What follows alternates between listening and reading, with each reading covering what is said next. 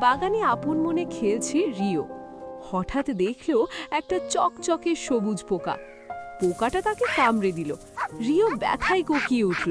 আর তখনই এক অদ্ভুত কাণ্ড। রিওর লোম সব গাঢ় সবুজ হয়ে গেল। সারা শরীরে যেন বিদ্যুতের মতো এক শক্তি জেগে উঠল।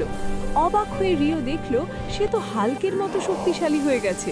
তক্ষুনি ওই জাদুকরি পোকাটা হাওয়ায় ভেসে উঠল, মিষ্টি স্বরে বলল, ভয় পেও না রিও, আমি পঙ্গপাল রানী।